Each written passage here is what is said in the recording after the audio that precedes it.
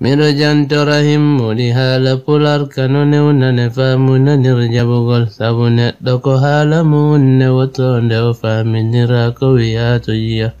yagafol beno tunda ko janginira rabiya beno ta sikkitagol tugida e sikke kule de waliyona tawoni kongol makugal mono labba ko laabi ko sikke ala emu uyo jangu pular jigore وتبرني تبل سندرا يورا سبو مجر أم أوغر دملل وتنرنم دارو كريت ميكوسي كوغونغا جبا نورا إدوال بلجو أدالين جدو إدئ مي بوي أي بيو أرتره ودوال كنا بسم الله الرحمن الرحيم وصلى الله على سيدنا محمد وعلى آله وصحبه أجمعين.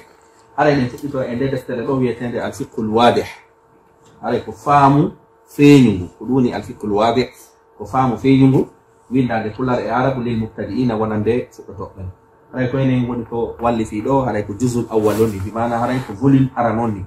كدو سكتي دين جانغود أركان الصلاة تقال ما بيد تقال ما بيد جلدن إن جانتي نو بيجي سابوي إتات إنو دين إيدو غوتو إيدو ساوات أديك جلدة هاي جلدة مالين بنين ده واتو تاب sabu en sifani datu bidon en sifite ko honnum innete tugalal ko honnum innete wajibi sa inni tugalal hunde ka julde bide misal anniya ko anniya na ko julde den dum ko tugalal kabbirango aranongo wattago wiete ko kabbiran hormon golno kadi ko tugalal darana gol julde den sida wawi darade ko tugalal jangugol suratul fatiha on ko tugalal wadugol ruku'u ko tugalal iwgol pantagol ka ruku'u ko tugalal sujjugol ko tugalal pantagol ka sujudu ko tugalal de'ugol ko tugalal fotodirgol ko tugalal jodagol ko tugalal sallingol ko tugalal hikkidirgol farillaji din ko tugalal e jantiden do goto e dido sida wawi di awadali di alay julde bande boni odo noy nete al arkan tugale bide sabu hide mari innetedi al wajibat waddi didin da hani di wadute kono sa wadali de sa wadali waddi didin julde manden no sella no watto sabu kader julde hida mari peji tati di handa famde sa fami di non tati fi julde on haray feccere fi famugol fi julde den fo hara anga fami ko be fama ko nun innete tugale julde den kala ko inna tugale si a heggituba sa tewiba sa faytuba sa wadali ara julde mande boni watota ko de windu den do amari no ko nete wajibat waddi didi unno honnu unno sa wadali hara a heggitu julde mande watto honno non de wattorto ko tuma gaynuda julude wo sujja laabi didi ma salmina si sujja dum non ala e yewtude ko honde tuma sujjata si salmina ma salmina si sujja kono kala ka accuda ko wiete wajibat harayno watto bi sajadatayn sujjo gol si gayni kono kala sa heggiti arkan haray watto ta jonno wajibat kan ni arkan konto di sertidi il faut be wada wajibat no waddi yawan waddi didi tugale den kadi no waddi yawan kono konto di sertidi o no tugale de si atewi accuda julde ma boni si atewaki julde ma boni di inna waddi didi non si atewi boni kono sa tewaki no watto sa tewaki no watto ko do sendindire hakkude wajibat e ko wiete al arkan kono dum do fo ara enen jangi ko darsu hande jon fala den innen wondema jangugo ko do wonno den jangude enen ni ko de te arkanu asala jonno yahalen darsu men on hande ko do fala den jangude do sunanu salat sunnaji julde den o yi do ko sunnaji julde den wonde di mi jangata do sa heggitidi bonnata julde mande bonnata julde mande aran dum ko mum ayni sunnaji julde den qira'atu ma tayassara min al-qur'ani ba'da al-fatiha jangugol suratu jinewani dimadi jeeyaɗi ka nder alqur'ana ɓaawo janngugol suratul fatiha. Winduɗen ka pular janngugol simore ɓaawo fatiha. Si a janngi suratul fatiha, simore nde janngata ɗon nden dewta e hoore fatiha on, sa acci nden simore ɗon julde ma nden haray bonaani, sabu ɗum ɗon ko sunna accuɗa. Kono noon ila faala yen faamu ko ɗum wiyete sunna. Hande jamanu men enen se inni goɗɗum ko sunna, woɓɓe ko ɗum faamata ko wondema sa waɗali hina hay fuy. La, hina no hanuɗen faamirde sunna. Allah ko daali wa atiu llaha wa atiu rasul. Haray ɗofte Allah ɗofton ɗo nulaɗo sallallahu alaihi wa sallam. Allah daali in kuntum tuhibbuna Allah fattabi'uni yuhibbukum Allah. Si tawi woni ɗo hiɗi Allah ko min jokkoton, Allah hiɗam. Jakam andi jokkugol matuji nulaɗo ɗum ko wajibi.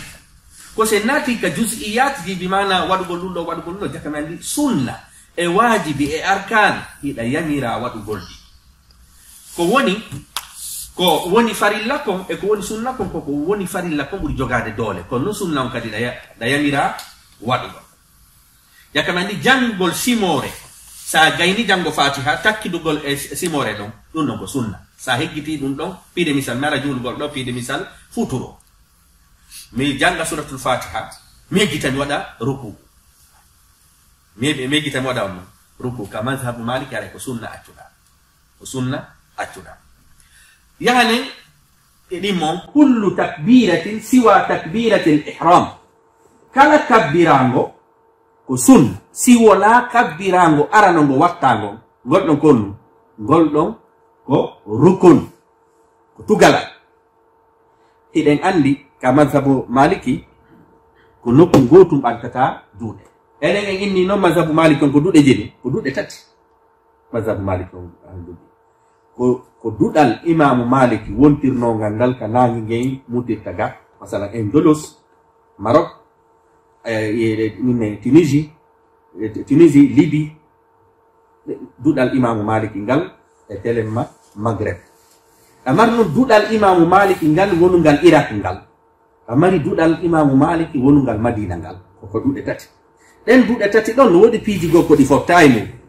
Jakam andi kokomi woni e yewtude ɗo e ka mazhab imamu maliki ko nokku gotum ɓantata juuɗe, ko lutti kon fof anga ɓantata juuɗe. Ɗum ɗo ko duɗal imamu maliki wontirgal ngal ka nangue nge mutirta ga Maghreb on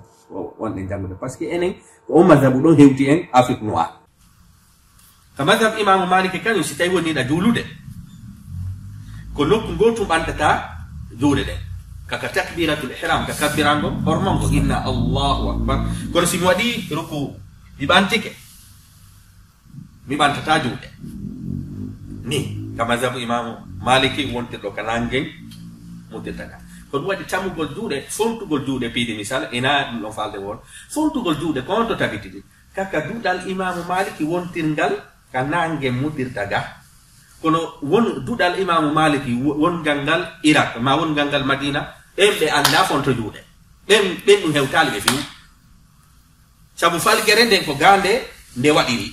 wona to. Jakami andi kala deftere nde jannguɗa e deftere de mazhabu imamu malik on, lawol imamu malik on, ko ɓe sendindira ka ɗene ko duɗal hongal, ko duɗal hikkorngal ngagal ka ko wongal Madina ngal, ka ko wongal to, sabu haray ɗum ɗon kadi no hitti ha fiya faamu mazhabu.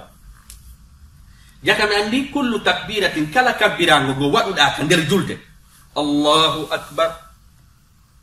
e sayni sami Allahu liman hamida, Allahu akbar, kala kabbirango go janguɗa ka julde si wona arano ngon ko sunna. Sa heggiti bonnata, sa waɗali bonnata. Kono non kabbirango arano ngo natirtango ka julde goɗɗon sa waɗali go haray on boni. Woɓɓe noon en datu men feƴƴuɗo on enen en sifino ke woɓɓe kon to falgeta ɓe ara ɓe tawa imam on no waɗi ruku, hara noon hiɓe faala hewtitade imam on, ɓe doga si ɓe ari ɓen Allahu akbar, on fewndo waɗata Allahu akbar, est ce que hariɗa dari, hari anga daraki, hariɗa uggini. Joni noon kabbirago hormorgo ngo gonɗon nde ɗa waɗago ko daw ɗiɗa dari, sa waɗigo ɗo haray ko mbola kabbirago waɗɗa anga waɗali hormorgo ngo. Joni noon gonɗon waɗetake sina tuma natuɗa taw ka julde. Jakami andi koye daro fewa wakkiloɗa si a hewtitike imamum nulaɗo ko maki yaare e hoore sakina, e hoore deƴere yaare e hoore deƴere ka hewtiti ɗon wo imamu on tokkoɗon ɗon so gaynoyi addon ko mankani on kon kono naya dow yakami andi kala kabbirago ngo waɗata ka nder julde si wona arano ngon ka imamu maliki ko num ko sunna winduɗenna kabbiragoji ɗin fof si wona habbirago hormorgo ngon ko gonɗon peti woni on pidal ko gon tum woni tugalal a tatamum ɗum aljahru feññingol wa sirru e suuɗugol fi mahalli kullin minhuma e kala nokkure majjiɗi ɗiɗi ko nu woni ɗum noon seke fana ko suuɗugol kana suuɗugol ko suuɗugol alansara ko suuɗugol futuro ko feññingol ɗiɗi suuɗa wotere geeƴe ko feññingol ɗiɗi suuɗa ɗiɗi subaka ko feññino ɗiɗi jonnon suuɗugol ka suuɗete feññina ka feññinte ɗum ɗon kadi ko sunna jakami andi goɗɗo se emiɗo allahu akbar o feññina fana o fiide misa on tigi andita e kaka suuɗete o ɗumani famike julde makko no haray bonani hara cannoɓe gonoyni so gaynoy koyo sujju walla ka madhabu malike a sujjay si tawi woni a hiltidiriɗi madhabuji goo yenni haysa sujjani jakami andi sa feññini ka suuɗete ma a suuɗi ka feññinte hara a tewaki bonnal ma julde nden kadi par ce que fiyon ɗum par ce que ɗum ɗon na ko wiyeten rukun na ko wiyete tugalal ko ɗum wenduɗen na feññingol e suuɗugol ka nokkuji mu'um feññingol e suuɗugol ka nokkuji mu'um lafdu nayaɓum ɗum e sunna julde on lafdu sami allahu liman hamida lil imami wal faz innugol ngol sami allahu liman hamida hon woni sami allahu liman hamida allah nani on yettuɗomo allah nani on yettuɗomo lil imami wonande imam o wal fazdi wonande bajjo kadi honete alfaz hara ko an tu woni e julude jakami andi ka madhabu imamu maliki ko mbo inata sami allahu liman hamida ko imamu on esi ko an tu woni e julude kono si tawi an wonaɗo e julnede on aynata sami allahu liman hamida ka madhabu imam malik iya madhabuji no haala mi ala sen faami sikke si goɗɗo no ɗuma julnude la woni sami allahu liman hamida min ko ɗuminata rabbana wa lakal hamd joni noon sami allahu liman hamd qawlul ma'mum innugol ɓaawo ɓen almaɓe ɓen almamum ko almaɓe ɓen innugol maɓɓe rabbana wa lakal hamdu allah ko antum woni komin yettata ma yettore wodani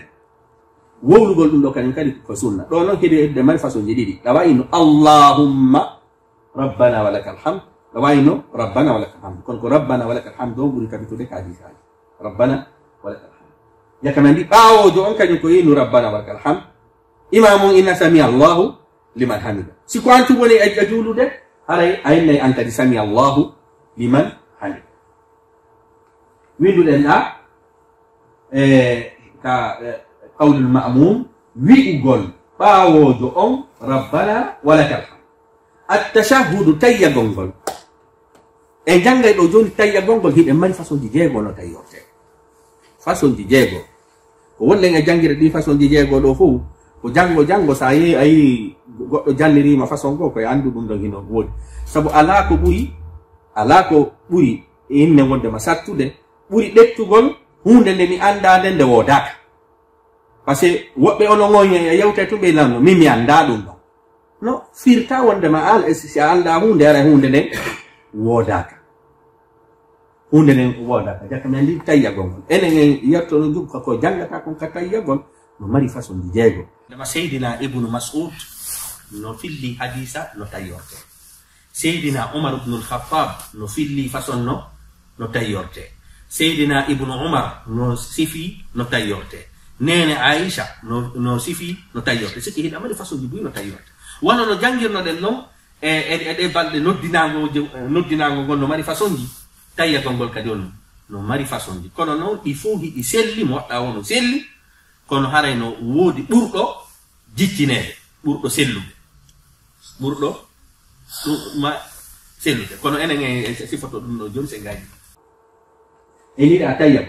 jaɓaɓuno assalatu ala annabiyi juulugol e nulaaɗo sallallahu alayhi wa sallam. Juulugol enen nulaaɗo kadi heno mari façon ji kala no mari noneji bus. Kono noon bi shart harana salatul fati. Salatul fati on ɗum ɗon woni tabita e riwayaji fus ɗum ko wirdoto ɓen woni ko tabintini. Salatul fati passé on yoyey jama hen no inanno haray juulen en nulaaɗo tentini noon salatul fati no. Salatul fati hikkintake yeeso e hoore riwayatul Bukhari e riwayatul Muslim e riwayatul Tirmidhi e kutubu sunan. Haray sen daari salatul fati konde tuma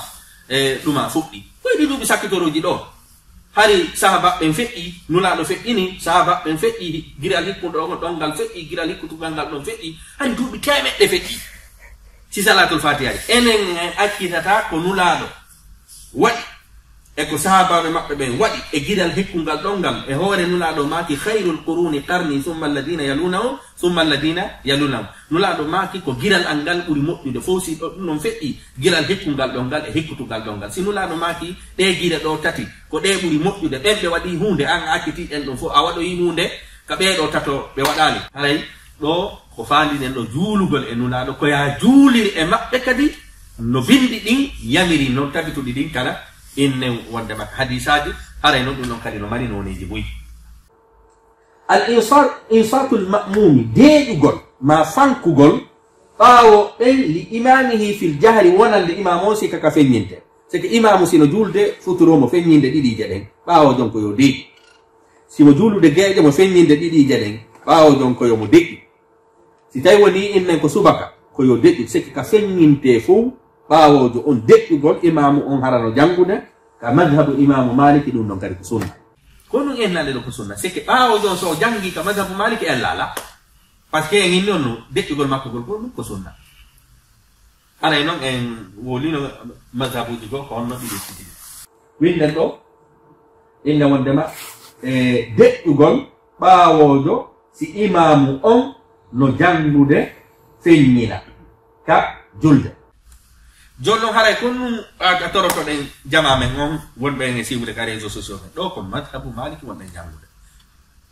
par ce que woɓɓe aray waɗa commentaire ji to wawa si tawi woni ko madhabu goo wonɗe jangude ɗo ko madhabu maliki wonɗen e jangude kala ñawitirowo vidéo on koɓe taw hara koye madhabu maliki nawa yaw e madhabu goo wara on ñawitira en ɗo haray e jakka mi andi ko ɗiɗo woni sunnaji julde nde jangugol noon suratuwol ngol wawɗa ngol nde toɓɓere ɗa janngugol suratuwol ngol wawɗa ngol ɓawa janngude suratul fatiha e saha nulaaɗo imminno sahabaɓe nuli ɓe nokkugol ɓe fokkiti noon kala ka ɓe hewti juulugol ɓe nayi on sahabajo julnuɓe sahabajo on julniraɓe ɓulu wallahu ahad futuro julniriɓe ɓulu wallahu ahad subaka julniriɓe ɓulu allah kaɓe yaadu maɓɓe ɗum fof haa ɓe arti ko ɓulu wallahu ahad ɓe arti tum sahabaɓe ye hollitoyi nulaaɗo sallallahu alayhi wa sallam wonde makka fokkitano oɗo ko ɓulu allahu ahad woni e jangude jaka mi andi on koko wawɗa kon julnirta siko fatiha kañum e ɓulu allahu tum wawɗa ɗo ya wawde goɗɗi goo kongol ɗo jangata joni noon nulaaɗo noddimo lallimo inni ene ko fiyondu ka fokkitano ko ɓulu allahu ahad tum wonɗa e julnirde e hoorele hiɗa wawi suratuji goo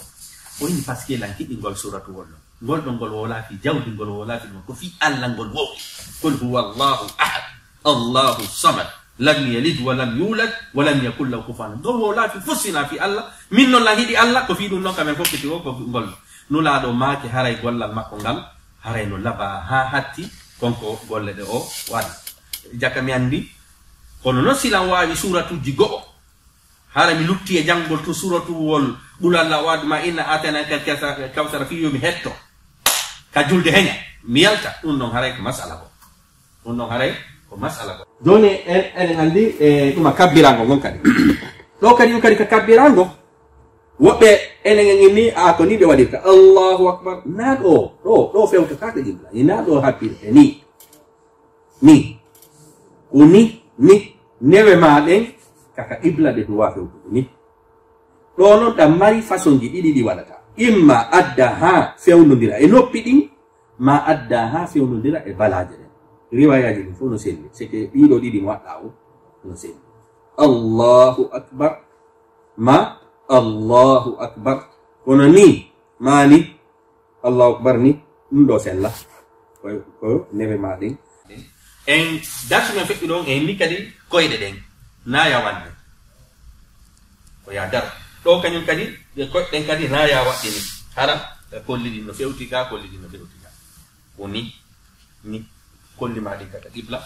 hani ɗum annade ruku on kadi en hollino no waɗirte ruku siɗa wadde ruku kaka sujjata ɗon no darata tayyagol ngol en ni tayyagol ngol kadi tabiti e noneji no gerdirte enen en yaltina joni ko jangete ko enen inni ko jangata kon no mari façon ji buy geste mo waɗata on no mari façon ji buy woɓɓe sino a juulede kon ɓe waɗayni ndare nde koye kon ƴaw kon waalo sike kollum ko winda alif alif haray ko woni wi woɓɓe honnu ɗum yara nano e ñaamo ni o yiɗo ko alif kono ko waali ni imma waɗani ma waɗani ɗiɗo ɗiɗi kala no tabiti ka mazhab imamu malik ɓantugol ngol winda alif ma fewtingol ni ɗiɗo ɗiɗi mo waɗɗa o ene honno se no woodi kadi façon ngo hara ko tuma inuɗa ashhadu an la ilaha ɓanta sike fo telantayyade hara mi memminade hondu simini ashhadu an la ilaha illa allah mi wallintina ɗon kaka sintirgol tum ɓantata sa gayni sintirde wallina on non kañum kadi façon no tabiti ma façon ngo façon tata ka fuɗɗiɗa tayyagol hara ɗa ɓanti hondu ndum deƴƴini ndum ko wonne e siforade ɗum ɗo yalten ka madhabu imamu maliki ko fi jango sa yi goɗɗo no waɗa hara a cukkaki mo andi ko bindi o jokki imma anta ma mimmina dow iwa dow yaharali ma nano iwra ñaamo yaha nano ma de'intinoɗa tuma sintirɗa o ɓanta honduɗo ngoɗo noon ngoye jungo ɗo ngo wongo ala tayya ko woɓɓe haray hino tani woɓɓe haray ko ni ɓe gerdini ni nani si ngolɗo imma mi waɗa ni ma mi waɗa ni ma mi waɗa ni simini ashhadu an la ilaha illa allah mi wallintina ɗiɗo mo waɗɗa wono tan mi annaten fa voilà mazahibji ɗin no serti e ɗum jonno ngo jungo ɗo fof no fotti ko ya wallinirgo ni na ya tamungo ni ma ni koyo ngo waalo normal na ya paññinɗi kadi ni mi anda sen fa voilà ɗo ko ka geste mo no hanirɗa gerdirde golli ɗum woɓɓe no ko honnu woɓɓe ko jungo ngo ɓe memminta na jungo ngo si woni ha a memminay ko honnu ndum memminta ɗum kañum kadi ɓeyni ɗo kañum kadi ɓeyni koya windu ɗo haapi o ɗo innen hondu mawndu ndum e tumboru ndum koye windu ɗo no haapi ni o yii woɓɓe noon haray ko ni ɓe waɗi kolli ni non haala ɗum ɗo fof ko karaɓɓindingol ko fii hon ɗum woɓɓe iniri ni woɓɓe iniri ni woɓɓe iniri ɗo no gasa sen famali ko honno hadisaji ɗin ardi sabu fewndo nunaɗo sallllahu alayhi wa sallam juulayno hayri sahaba ɓen si ɓe juulude yi sahaba ndaaray sabu hari ko yi sahaba ɓen no yiɗino ɗaɓɓere gandal ɗaɓɓitugol ko anda hari sahabaɓe go fewndo yi'i nulaɗo no juula hiɗi ɓe memmina ɓay ɓe landama ene nulaɗo est ce que ari ɓe memmina ko ɗum ɓe jaaboto ɓe yi'i nulaɗo no memmina sabu kamɓe ñande ɓe juuluduno e nulaɗo ɓe yino nulaɗo no memmina woɓɓe kadi juulide e maɓɓe hiyaali ɓe memmina wa hakada jakka mi andi mo kala sifi no hiiri noon tawi ko sahabaɓe hoolaɓe riwayaji ɗi hino selli hande kan no ko no ɓuri moƴƴude ko ɓuri moƴƴude wonde ko ya memmin wonde darna waɗa façon ji ɗin tati kala ko ɗum noon ɓuri moƴƴude kono noon honto siko an woni hara a juulay woni an tum kono siko an woni a yehi e saare ma a yehi wano innen fuuta kamɓe ko memmingol tum ɓe andi sa yehi a inniɓe no ɗumani sa memmini toon fitna haray ko an memmini fitna piiji goo no woodi koya jannu yimɓe ɓen si waɗa piiji goo eno woodi ko yimɓe ɓen woowi kon siɗa faala ittude ɓe ko ɓe woowi kon ko doyi yarata ma jannaɓe ha ɓe faama si tumana dun no waywa honno no waywa hande ka jogi den do himbe hunjibe qur'ana sukabe men bu joni jonnete jangugol alqur'ana non be ara tube janga riwaya mo jama nganda hala ay si riwaya on no sedi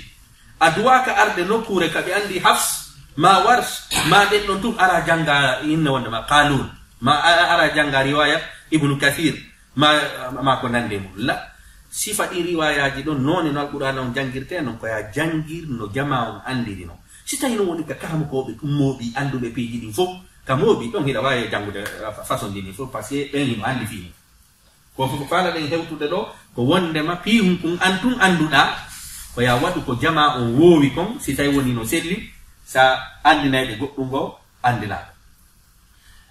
jakam andi innugol kadida rabbana walakal hamdu ma sami allah jonnon ka sami allah da buy kono nana taydela sami allah na a ta inni a ko alif e alhamje janguda sami'a na yang sami'a sayni a hare abunni sanson ko abunni mana sami'a Allah wa be kadi kono nan tabina sami'a Allahu liman ha tamani ha mawdo ko ha jangete ono ko ha sami'a Allahu liman hamida dah wala ako non jangeta Allahu akbar on do enen jangino nayen Allahu akbar sayni akbar sa podi a on wonti landan hale hande kada ni Allah eskeno mawni sa podi alifon na non dum windi don ko windi non Allah no mawni bayno Allahu akbar nayen akbar ma akbaru wobe kadi ko non nan tan Allahu akbaru aku ko na aku wa do jangude joni yaale non kono tayorte siqatu tashahhud non tayorte e ngini tayo gongo no man façon di jego mo wadda wono mo ko buri moddude ko ya gellindirde isa wata non wala mo wawla o yido ko kono ka madhhabu maliki tayorte non ko dum windi den do at-tahiyatu lillah dare de at-tahi wabbe kono nani tan jango attahi hi sayni hi awati muhammad ko acca do at-tahiyatu lillahi az-zakiyatu lillahi at-tayyibatu as-salawatu lillahi assalamu alayka ayyuha an-nabiy wa rahmatullahi wa barakatuh assalamu alayna wa ala ibadillahi as-salihin ashhadu an la ilaha illa allah wa ashhadu anna muhammadan abduhu wa rasuluhu koni ka mazhabu maliki tayorte comme fi lion non hadisa ko Seydina Umar ibn al-Khattab jonnon en adda joni odo kanyum e diya konto di seti odo kanyum zakiyatu lillahi no bayda ton zakiyatu lillahi koni tayorte kama zabu imamu Malik yale non joni non no tayorte non fu kama zahi didi ko wa oyido ka nane konum enoden ko attahiyatu lillahi az-zakiyatu lillahi odo kan konum attahiyatu lillahi was-salawatu wat-tayyibat odo zakiyatu Allah odo zakiyatu Allah ko dum di sertiri oya zakiyatu no ton oya zakiyatu Allah odo ko mo fillimo ko sayyidina ibnu mas'ud radiyallahu anhu ene ni mo imam malik ko mo filli ko sayyidina umar ibn al-khattab filli on no riwaya odo kan ko sayyidina ibnu mas'ud filli at-tayyatu lillahi was-salawatu wat-tayyibat jaka mandika ka fuddorde di serti o kan ko at-tayyatu lillahi az-zakiyatu lillahi odo no zakiyatu lillahi alato kono mo wadda wonu sen kono ko odo bura yare odo at-tayyatu lillahi was-salawatu wat-tayyibat السلام عليك أيها النبي ورحمة الله وبركاته السلام علينا وعلى عباد الله الصالحين أشهد أن لا إله إلا الله وأشهد أن محمدا عبده ورسوله كمان دي no Seydina Ibnu Mas'ud fillorino katayagol e Seydina Umar ibn al-Khattab no fillorino no serti da zakiyatu no ton da zakiyatu ala fami ke jonno o yido hila windi kadi no nulado julirteno odo kadi no mari no leji buy اللهم صل على محمد وعلى آل محمد كما صليت على إبراهيم وعلى آل إبراهيم وبارك على محمد وعلى آل محمد كما باركت على إبراهيم وعلى آل إبراهيم في العالمين إنك حميد مجيد كلو إنك الصلاة الإبراهيمية sinula do maki tuma juulo ton e awo jange dum do wata wo ardo sincana en goddum go si tay woni min nyande mi fembeteno min nama inde yo mojo bu yo mo boda inna no fembi tay lankadi goddum go mi jabata awa o riwaya do se kono hina fi juulugol ene nula do non fala do heftinde jaka mi andi do mi addi façon di jeli tayyadol façon di didi tam no Imam Malik mazhab Imam Malik on tayortano e diyam mazhab jonno adde di jego kala non no tayorte non fo di jego kala do hilan addi do di fop yi siyagu tashahhud o yi do ibnu Mas'ud woni go ibnu Abbas woni didi ibnu Umar woni tati Abu Musa al-Ash'ari woni lay Umar ibn al-Khattab woni jowi nene Aisha woni jego façon di jego no tayorte mo wadda wonu sen do ko addirde mbi do sina dum ka mazhabu Maliki tun hakkayno den ko fi sabu dum do jango si goddo jannima tayyagol ma a jangi laya en no ndedo deftere e kambe be falki ka tayyagol ko andu di do jego fu façon mo wadda o jonno ko mi fala ko da buri lollude o da no Seydina Ibn Mas'ud tayyorto no ndare ngon no mi jangam joni mali to de ngon non ko do wolden e duma ebbindirde e hedditi din fi en hi'u différence on fi en hi'u konto di setti o do at-tayyatu lillahi was-salawatu at-tayyibat assalamu alayka ayyuhan nabiy wa rahmatullahi wa barakatuh assalamu alayna wa ala ibadillahi salih ashhadu an la ilaha illa allah wa ashhadu anna muhammadan abduhu wa rasuluh o do ko settiri e ka madhhabu maliki zakiyatu lillahi on to woni ala ndare no hikkido do ngom tashahhud ibn Abbas Sayyidina Ibn Abbas kanu no fillorino be do foko sahababe be do fu inni ko ni benani nula do no tayyoro dare ngodo at-tahiyatul mubarakatus salawatut tayyibat o do kono sedio ya o do kanu o do e do don konto di setti foko tayyatu kono o da ko at-tahiyatu lillahi o do no ko at-tahiyatul mubarakatu o do mubarakatu no bisito lillahi on alato mi manazem fam as-salawatu at-tayyibatu ittanyama dom foko go ko honto di sertui kodi sertui kakalani torka do ashhadu anna muhammad rasulullah wa fi riwaya anna muhammad rasulullah wa fi riwayatin abduhu wa rasul seki odo no mari riwayaji didi ka Ibn Abbas imma inna ashhadu anna muhammadan rasulullah daronalo ma ashhadu inna wandama wa ashhadu anna muhammadan abduhu wa rasul kono odo e dow jon kono di sertiri o yakko at-tahiyatul mubarakatus salawatut tayyibat oda non ko at-tahiyatu lillahi was salawatut tayyibat oda mubarakat no beedi oda Allahu on no beedi yakanandi do ko Ibn Mas'ud kaninge Ibn Abbas yani non Sayyid Ibn Umar ito Sayyidina Umar Abdullah ibn Umar on kalino mari none no naniri no lado no kayo dare on non kadino filoni at-tahiyatu lillahi was salawatu wat tayyibat odo kanyo to konu e odo ha do di serta riwaya Ibn Umar riwaya Ibn Mas'ud ka fudode di seda at-tahiyatu lillahi was salawatu wat tayyibat assalamu alayka ayyuhan nabiy wa rahmatullahi wa barakatuh assalamu alayna wa ala ibadillahi salih ashhadu an la ilaha illa wa don konto di serti odo abeydai wahdahu la sharika la manda sen fan joni mi duma holla on kadi kadi serti odo at-tahiyatu lillahi was salawat kanko e odo ko di sertiri odo mubarakat no beedi kono mo jogaki lillahi manda sen fan ndaren non Seydina Ibn Umar odo kanyum may odo ka fuddorde foko goti odo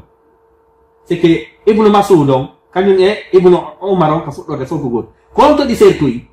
odo kanyum ayna wa ala ibadillah ashhadu an la ilaha illa Allah ayna ta wahdahu la sharika la odo non kanyum ayna wahdahu la sharika la abidita wahdahu la sharika la kon do sertini hakkunde inna wandama tayyagol Ibn Mas'ud gol no onaniri mulano no tayyoro non سيدنا ابن عمر عبد الله بن عمر ما لازم فهم يعني انه سيدنا ابي موسى الاشعري او لا كان يقول كسابا نو ناني نو لا نو تايو جونن دي لو لا ين انو كسابا اند تايو ري نو كو نولا دو بييري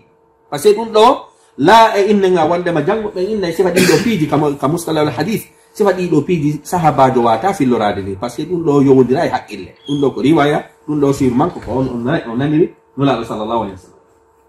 دال نو التحيات الطيبات الصلوات لله كان كو يودو فوكو دي غوتي دو no التحيات الطيبات اولو يودو كنت دي سيتي اولو اين التحيات الطيبات كن اولو هنا ماري لله اولو نون كاجون على لله ما لازم فهم اولو هنا ماري التحيات الطيبات اولو التحيات لله فقالوا دي سيتي ابو موسى الاشعري يوم كاجون ابن مسعود ورحمة الله وبركاته السلام علينا وعلى عباد الله الصالحين أشهد أن لا إله إلا الله وحده لا شريك له وهي لو كان يكري وحده لا شريك له نو فيديو لو أشهد أن محمدا عبده ورسوله سيدنا عمر تايورينو نو بناني أنو لادو كو رواية إمام مالك كانوا سلي كموطأ مالك أولو التحيات لله الزاكيات لله الطيبات لله السلام عليك إلى آخر التشهد ابن مسعود هذا أولو no Seydina Ibnu Mas'ud ɗuma fillorino kanko e oɗo ko ɗi sertiri wo oɗo kañum no mari alzakiyatu lillah joni noon nene Aisha kañum kadi no naniri no nulaɗo no tayyo attahiyatu attayibatu o wi attahiyatu attayibatu kanko e oɗo ka fuɗɗorde ko gooti e Abu Musa al-Ash'ari on kono ko Abu Musa al-Ash'ari on kañum e Aisha on konto ɗi serti Abu Musa al-Ash'ari on zakiyatu on ala mere Aisha non kañum kay zakiyatu on no ano tawa yakanandi no Seydina Abu Musa al-Ash'ari fillorino e oɗa ko gootu haray kanene Aisha kañum kadi innen wondema la sharika lahu ala oɗo noon no mari la sharika la sabara e mo nandi e Ibnu Mas'ud haray kon ɗum addi ɗiɗo fu mo waɗuɗa wono sey woni ko Ibnu Mas'ud o woni ko Ibnu Abbas woni ko Ibnu Umar woni ko Abu Musa al-Ash'ari woni ko Seydina Umar woni ko Aisha radiyallahu anha ɗiɗo noni ɗi jonno kono ɓuri moƴƴude siɗa hunji ɗiɗo fof ko ɓuri moƴƴude wonde ko ya waɗa oɗa wonde waɗa oɗa wonde waɗa oɗa wonde waɗa oɗa ɗon a wurniti hadisaji ɗi joni noon si tawi woni ko goto faalaɗa dumade mum siko goto faalaɗa dumade mum ulama'ul hadith janguɓe hadisa ɓen ɓe inni ko ɓura fillede nulaɗo waɗi ko dow yo Ibnu Mas'ud on التحيات لله والصلوات الطيبات السلام عليك كودو تيرنو بي حديث بي بوري في الله كون نو ديدو ناي كلا ما جيغو كلا ودا او هارينو سيل كو ادي سيفو ديلو سابو دون دو وينداكي كا دفتره كو في باي ديدو نو غاسا جانغا دفته تawata hara tayya gongol hi'a wonde manu setti fi wata sikku defterde fasdu ma joma defterde na e ahlus sunna wal jamaa woni ma ko fedde tawata ina julbe haray tayya gongol no mari façon ji buy ko wiyaten ko ɓantugol honɗum ɗum kañum kadi no mari façon ji buy haray ko ɗo wonde e hattude assalamu aleykum wa rahmatullahi wa barakatuh miɗo jantora himmudi haala pular kano newnane faamunanir jaɓugol sabu neɗɗo ko haala mum ne wotonde o faaminira ko wiya to yiya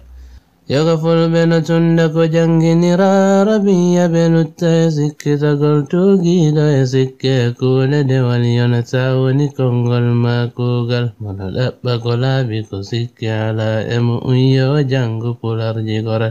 wata ɓurni to welsindora yawra sabu majjere am ogirde malal wata ndarndam ndaaru ko raytumi koosi ko gonga jaɓaɗo wora e dewal belajo ada ɗayna jiɗoyɗe e mayɓe wi'ayɓe yo artire huwa dewal keno on wi'a kalla ɗum waɗata nafata hannim se wunditagol coojal hino muyta e barmedi hal yarakal ñaɓuronka no siiborakal no tawe hahhande hayre colel nde ala e ngeloba kon